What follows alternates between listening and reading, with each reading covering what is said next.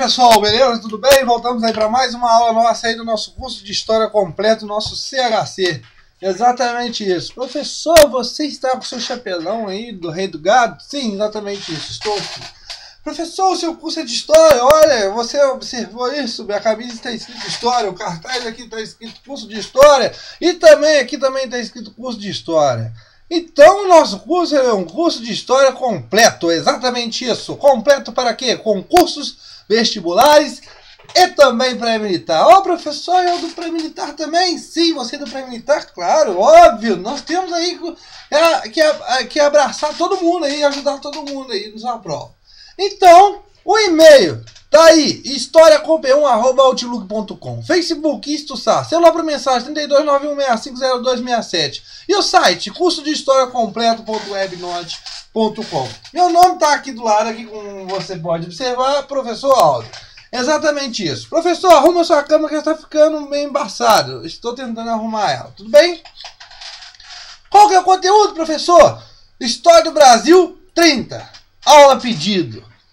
Qual que é o conteúdo, professor? O que você vai falar além de ser História do Brasil? Pessoal, nós iremos abordar hoje um tal do chamado parlamentarismo às avessas. E o outro é a parte do ciclo do café. Iremos aqui abordar dois temas dentro dessa aula. Professor, essa aula pode ficar grande? Pode sim. Pode ficar extensa? Sim, pode. Tudo bem? Porque é dois temas e tem que ser vistos para a sua prova, ok? Primeiro caso aí, o parlamentarismo às avessas. Você tem aí, mais ou menos aí, 1847, 48, você vai sendo criado esse tal do parlamentarismo às avessas. Como já explicamos anteriormente, essa ideia, né, esse motivo aí desses primeiros passos do segundo reinado, onde você observa o imperador ainda imaturo, com não tanta experiência, mas aqui a partir dos seus 24 anos ele ganha já uma experiência e tudo mais, ele tenta conciliar essas duas forças. Para quê? Para que não julgar o Brasil de novo em revoltas e tudo mais que estava vindo. Então nós observamos que a partir desse segundo reinado, o reinado de Dom Pedro II, pessoal, ele é um reinado estável, né? Você observa uma estabilidade muito grande. Tranquilo, pessoal? Ok. O que nós vamos observar primeiramente? A Constituição de 1824. Professor, você já falou dessa Constituição de 1824, você vai falar de novo? Não vou falar de novo dessa Constituição de 1824, mas lá tem muitas coisas que eu já falei aqui e você tem que observar. Mas, qual que é a característica que eu quero falar dessa Constituição? Ela deve não ser uma Constituição parlamentarista. Pessoal, como nós já observamos, já foi falado aqui no CHC, o embrião, a criação do parlamentarismo lá na Inglaterra, aquelas coisas e tudo mais. Do primeiro-ministro sendo aí maior aí que no caso aí com a rainha. Como você observa ainda hoje aí na Inglaterra. Pessoal, por que parlamentarismo às avessas? Você vai observar que nesse momento Dom Pedro tenta conciliar tanto as ideias conservadoras quanto liberais, para que tenha essa estabilidade dentro do chamado segundo reinado na monarquia do Brasil. Tranquilo? Esse parlamento era composto de um conselho de ministros, onde você tinha um desses ministros que era o chefe, né, o presidente aí dos ministros, que era o chamado primeiro-ministro. Tranquilo? Esse conselho de ministros também é chamado de gabinete e tudo mais. Ok, pessoal. Professor, até agora tudo bem. No caso da Inglaterra, o primeiro-ministro tem o poder executivo, aquelas coisas e tudo mais. Mas agora que vem o tal dos avessas.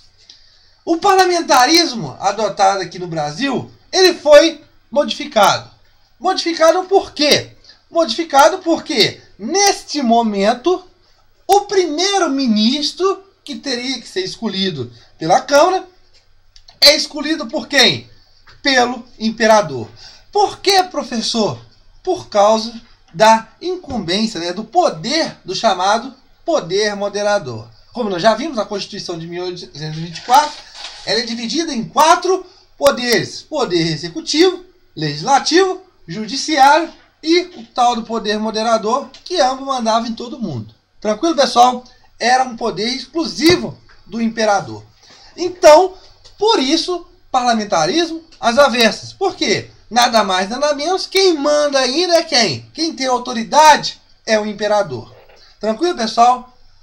Pessoal, nós vamos ter duas fases no Brasil que nós vamos ter instaurado o parlamento.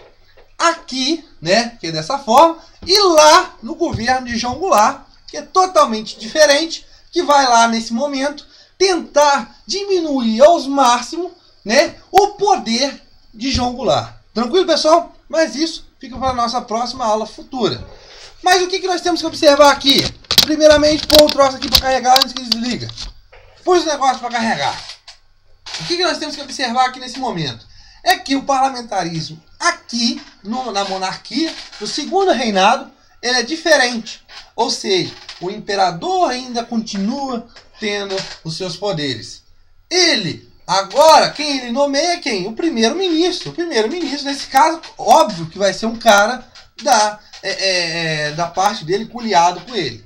Tranquilo, pessoal? Olha só, por quê? A ideia de se escolher o primeiro-ministro teria que ser através de uma conciliação entre a Câmara e o imperador. Só que, muitas vezes em que a Câmara não aceitava o primeiro-ministro, o imperador fazia o quê? Usava-se do quê? Do seu recurso. Fala aí! Poder moderador. Tranquilo? Pessoal, nós vamos ter nesse período todo, se eu não me engano, são 36 ministros. 36 primeiros ministros. Era muito difícil um primeiro-ministro ficar 2 anos. Era muito difícil, passar de 2 anos. Muito difícil. Mas vamos ter muitos nesse caso aí, por causa de quê? Por causa que o imperador via que não era da linha dele, mandava o cara sair, porque ele poderia fazer isso, porque o poder moderador dava essa incumbência de nomear e excluir o cara. Então, por isso, desse tanto de ministros. Beleza, pessoal? Ok? O que nós temos que observar aqui? Por que o tal do parlamentarismo? O pulo do gato. Agora vamos entender. Nós observamos que, nos primeiros momentos, nos primeiros passos do segundo reinado, você observa essa luta, essa luta, essa crise aí, para quem vai ficar no poder. O que você observa então? Você observa que você tem uma luta, né? Uma luta muito acirrada entre liberais e conservadores para chegar ao poder. Logo, se um chega ao poder, um fica contrariado e quer tirar ele do poder. Beleza? E logo, se um entra, vai ter revolta. O que acontece nesse momento? A ideia de criar o parlamentarismo no Brasil era uma ideia de quê? Rodízio. Exatamente isso. Por que Esperança? A novela? Não! Por quê? Se tinha o conservador no poder, o conservador era o primeiro-ministro, ou seja, os liberais não precisavam pegarem armas para derrubar esse cara aqui. Não, eles tinham que a esperança que um dia eles iam chegar no poder. Tranquilo? Então o pulo do gato é essa conciliação, diminuir os atritos. Por isso, essa grande estabilidade durante o segundo reinado. Moleza, melzinho na chupeta. Tranquilo, pessoal? Beleza? Ok. Agora nós vamos falar dos objetivos, né? Não tinha objetivos ideológicos. Óbvio, muito óbvio nessa época, pessoal. Por quê? Nós estamos mexendo com interesses de quê? Latifundiários, grandes latifundiários, proprietários de terra, escravistas e grandes comerciantes. Se você vai mexer nos interesses, esse pessoal vai ficar meio pela cá, né? Então, vários, vamos dizer aí, promessas políticas que esse pessoal fazia, nada você tem cumprido. Ou seja, você vê que os objetivos ideológicos, eles não se convergem com os interesses da sociedade num todo, mas sim o quê? Quem está no poder vai olhar o quê? Os seus interesses. ambos para conservadores e ambos para os liberais. Beleza, pessoal? Ok? As eleições nesse momento aqui, você vai observar que é de uma pura e infinita roubalheira.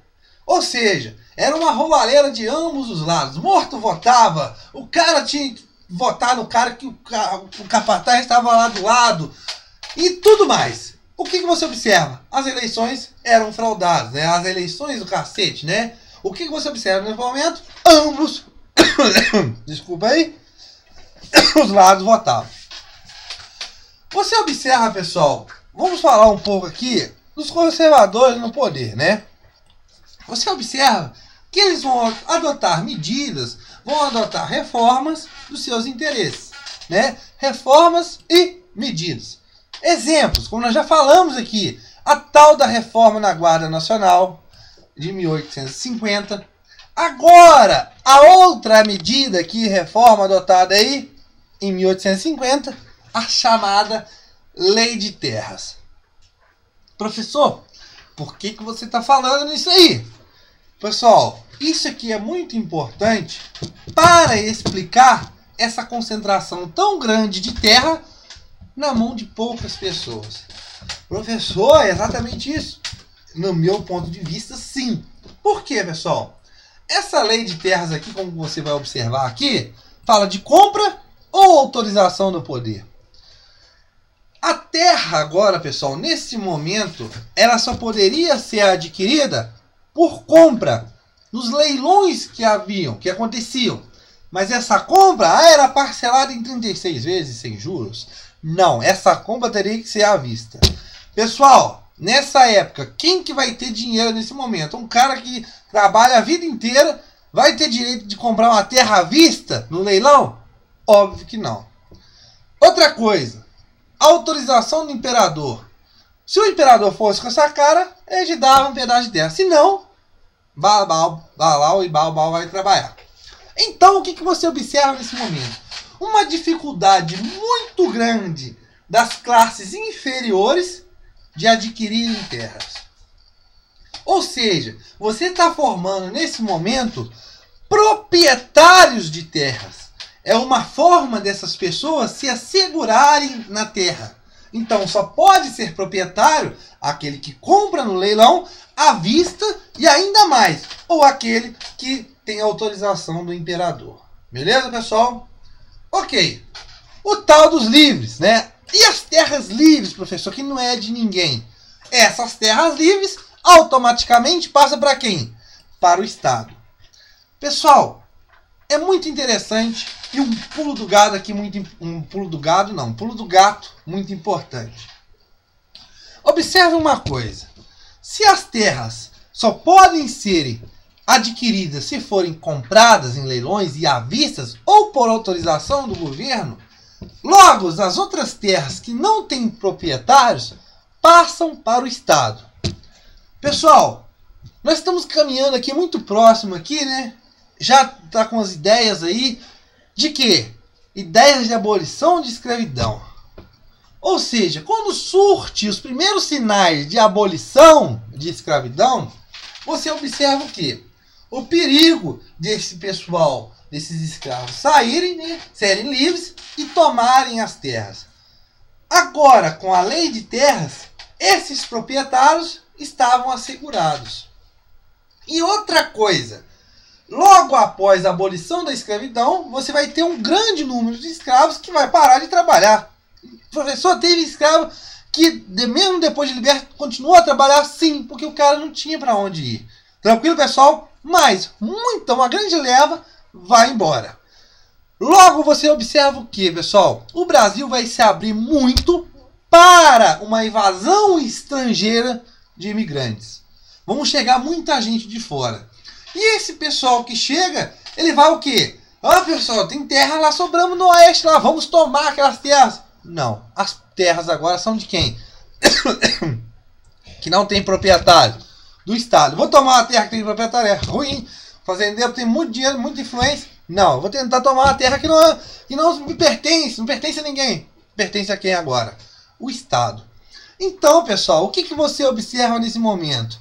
Que sem pega, busca terras no exterior. Então tá, já falamos aí. Mas o que você observa nesse momento? Ligado, fique ligado.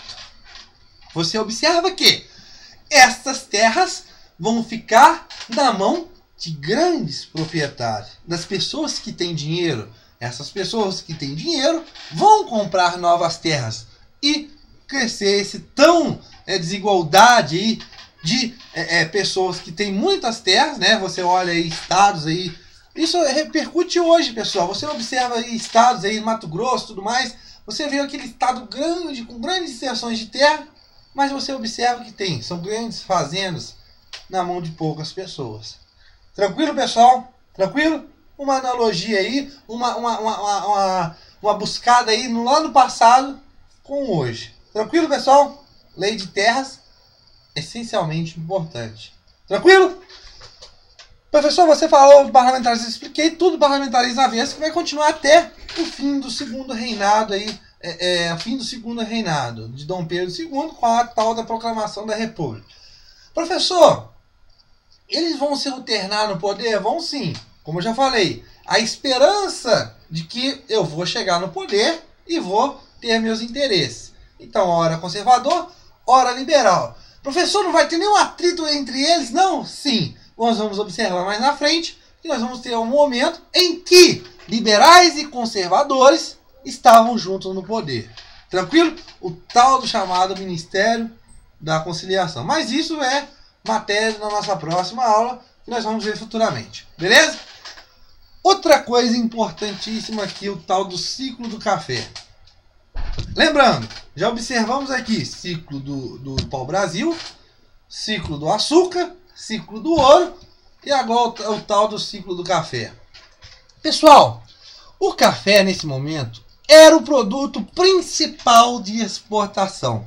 E o café dava muito lucro para o Brasil, para os fazendeiros. Por quê? Se usava ainda também de uma mão de obra escrava. Não se pagava nada pro cara. O cara tinha muito lucro. Eram grandes fazendas de café. Então isso gerava uma receita muito grande para o Brasil. O café, pessoal, ele é o produto principal de exportação. Então só existia o café. Nós só exportava café. Nós só comia café. Nós não comia mais nada. Não. O produto principal de exportação, aquele que tinha muito a balança exportadora, né? A balança, o tanto que iria exportar, o máximo, aquele que exportava mais, era o café. Professor, você tem outros produtos então no Brasil? Sim, tivemos. Ou seja, os produtos auxiliares. Tranquilo? Como que? Fumo, açúcar. Professor, o açúcar cai, mas ele continua ainda na balança exportadora. Tranquilo? O algodão, sim. E o gado? Sim também. Mas calma, o gado é uma coisa à parte que eu vou explicar para vocês. Uma coisa que eu quero observar com vocês aqui. Esses produtos auxiliares, futuramente, quando um cara chamado Getúlio Vargas chegar ao poder em 1930, ele vai ser muito apoiado por esse pessoal, esses fazendeiros aí que cultivavam esses produtos auxiliares. Por quê? Esse pessoal, no momento no Brasil, eles não têm grande respaldo pelo governo. Tranquilo? Se o produto principal de exportação que está dando mais dinheiro, o governo vai dar mais respaldo a quem? Vai dar um carinho mais a quem? O tal do café. Tranquilo? Mas, e o tal do gado, professor? O gado não virou um ciclo econômico no Brasil. Não. Porque também ele não se usava muito para exportação. Usava mais para consumo interno. Mas por que o tal do asteriscos aí nos gados? Por causa que o gado, pessoal, a plantação de gado, eu ia falar a plantação de gado. O cara que, o fazendeiro aí, o tal aí do pastoreiro e tudo mais, ele foi muito importante, pessoal. Para quê?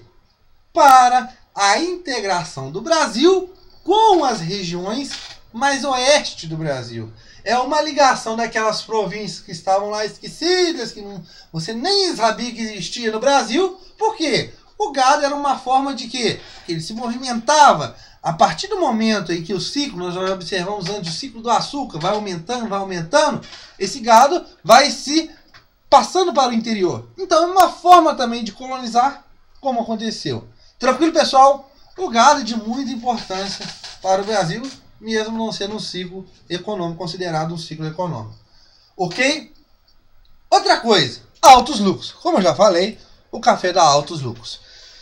Professor, esse café, pessoal, ele, se eu não me engano, ele vai chegar a partir de 1700 e alguma coisa. Agora não lembro a data agora. Mas o café, ele vai se adaptar e muito no chamado Vale da Paraíba, ali entre São Paulo e Rio de Janeiro. Por causa de quê? Do clima favorável, as terras e tudo mais, e o tal da proximidade do porto do Rio de Janeiro. Tranquilo? Se há uma proximidade muito grande com o porto do Rio de Janeiro, não se precisa daquela ideia, ah, meu Deus, nós precisamos de um modo de transporte mais usual, mais fácil, com mais rapidez. Então se usava aí na lomba dos burros e tudo mais. Tranquilos? Das tropas. Ok? Então qual é a característica desse ciclo do açúcar? Grandes plantações, grandes fazendas, enormes fazendas. E qual que era a principal mão de obra? Assalariada! Não, mão de obra escrava. Ok, pessoal? Beleza? E se é uma grande plantação, né, são grandes fazendas, eles vão nesse momento, eles vão, que são grandes fazendas, eles vão produzir grandes, elevadas sacas de café. No Brasil não era muito comum tomar café, isso foi com o tempo e tudo mais.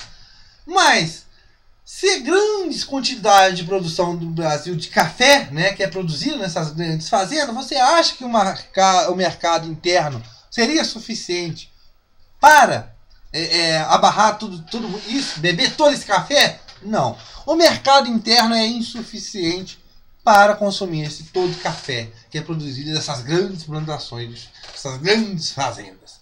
Ou seja, o ciclo do café, o café é o quê? Voltado para quem? Para a exportação. Tranquilo? Europa, Estados Unidos, Inglaterra e tudo mais, entre outras coisas. Beleza, pessoal? O café, pessoal, é interessante nós observarmos uma coisa aqui também. É uma cultura extensiva. O que seria uma tal de uma cultura extensiva? Ou seja, você não tinha um cuidado muito grande com a terra. Professor, explique mais. Vou explicar, calma, aluno estressado. Você é um aluno apressado, calma.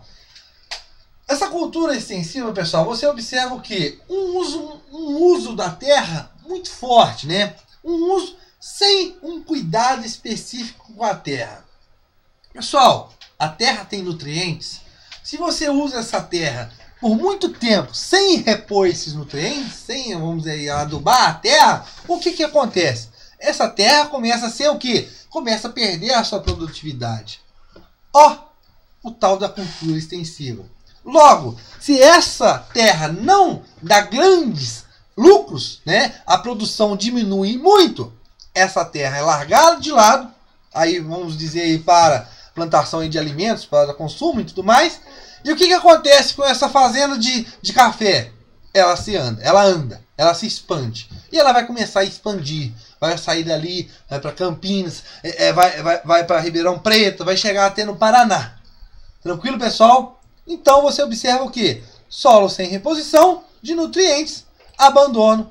A fazenda de café vai andar essa expansão do café. Tranquilo, pessoal? Para o oeste. Aí nós esbarramos numa coisa.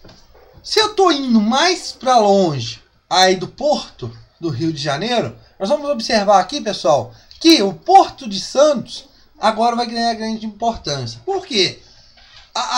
O cultivo do café vai se arrastar mais para o oeste de São Paulo, mais para São Paulo. E o que você observa nesse momento? O troço está ficando longe. Temos um problema. O transporte animal não está ajudando, né? O troço está indo, mas está demorando chegar. E isso, tempo é dinheiro. O que você observa? A dificuldade de transporte. A solução? Construir ferrovias. Tranquilo, pessoal? Beleza? Aí nós vamos ter aí a ferrovia São Paulo Rally, né, que vai ligar aí Santos a Jundiaí, a Ituana, que vai ligar Itu a Campinas, e entre outras. Mas, a partir do momento que eu tenho dificuldade com o transporte, eu tenho que melhorar esse motivo, esse problema. O que acontece?